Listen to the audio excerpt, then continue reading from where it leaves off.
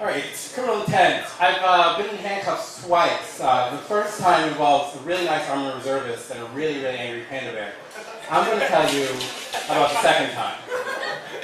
So, where do I start? So, I dropped out of college in the winter of 2001 to pursue a full-time career in drinking. And I was doing really, really well at that, and I got some time off from my boss, and I went back up to New York where I was going to college to visit some friends. And I had a really nice trip planned. I was staying with my best friend Rajiv in the dorms where I used to live. And I was staying in a common area, like under a table. But it was glamorous, so it was lovely. And I was seeing a whole bunch of Broadway shows. And so the first night I was there, I went to go see Into the Woods with Vanessa Williams. And it was a really nice spring night. It was like May, early May, April maybe. And I remember I was walking up from Times Square and I had the playbill in my hand. And I ran into a friend of mine who I hadn't seen in a couple months. And I'll call her Heidi to protect her identity. That's not really her name.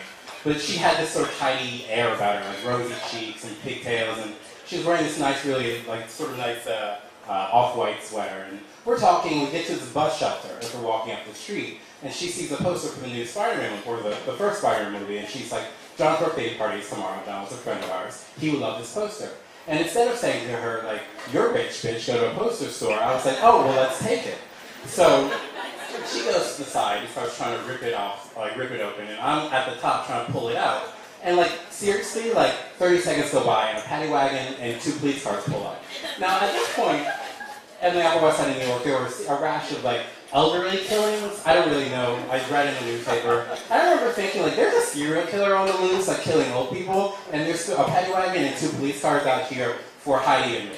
So, like, I got my hands up on the top of the poster, and, like, before I can even move, like, the officer takes me and puts me in the plastic handcuffs. And he does the same thing to Heidi, and she's got this really stricken look on her face. You can tell, like, her whole future is going out the window, like, Columbia Law School is done for. Me, I don't really care, because my future, whatever. It's full of, Philadelphia. So, Philadelphia is great. So they throw us into the back of the paddy wagon, and Heidi leans forward, and she's like, sir, what are we being charged with? And the officer's like, malicious mischief. And I was just like, what the fuck? Like, that's what, like, the people in Scooby-Doo got charged with that area. Like, get the fuck out of here. I'm good. So we get to, like, the Harlem station, which I'm thinking, I don't know. I went to Columbia. I was thinking, oh, Harlem, so scary. Like, I'm thinking it's going to be this wild place with gangbangers and Tupac. It was like Mayberry. Like, seriously, there's one old lady at the desk and then, like, a little, 2 cells in the back. Like, no bigger than the cells on the Andy Griffith Show. The men's cell was like 8 by 12, and the women's cell, which was right next to it, separated by a wall, was half the size. We get thrown in, me with the men, Heidi with the women. Heidi gets thrown in with this prostitute who didn't do it.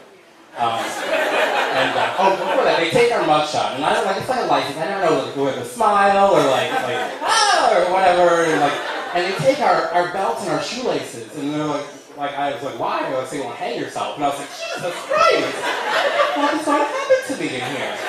I get thrown in with these 2 teenagers who were arrested for skating down the street and hitting cars. And, like, this one dude was, like, leaning, like, he's, like, clearly drunk. And he's got, like, these defensive scratch marks on his face. And he was thrown in there for, like, domestic abuse. And he's like, I didn't do it. I was like, fuck you, Turner. You clearly did it. So I lean forward to the bars. I'm like, I did it. Like, I'm the only guilty motherfucker in here. Is that what you need? Like, can I sign a release? And where's the bullets? Like, I need to get the fuck out of here. So, at that point, Heidi leans forward, and she's like, sir, what's going to happen to us? I need to get to, she literally says, I need to get to law school. Like, as if, like, she's, like, late for it. It's midnight. And I'm like, I need to get to the bar. I only got 4 more hours. Like, I'm serious. So the detective's like, we're going to try to get you out of here by 4 in the morning, but if we can't, you're going to go down to central booking, and that takes 2 days to get out of it. And I shat myself. I, like, literally, like, my bowels were like, goodbye. Because I'm not a huge fan of rape, and I was only in New York for like 3 days. I did not have time to be up there, like, in central booking, like, slogging through the dirty masses. Like, I just tried to steal a poster. I went to Columbia, goddammit. So whatever. So anyway, so around 4 in the morning, they let us out, which is really convenient because it was right around last call. And Heidi and I agreed that we're never going to mention this again. Whoops. And And so they all right. So I wandered back to the dorm where I'm staying with my best friend Rajiv, and like he's still up, and he's like, "Who was he?" And I was like, "Who was who?" And he's like, "The guy you were with." And I was like, "What are you talking about?" He's like, "Clearly." He's like, "Clearly you were with somebody tonight. It's 4 in the morning." He's like, "What did you guys do?" And I was like, "They took my shoelaces so I wouldn't hang myself."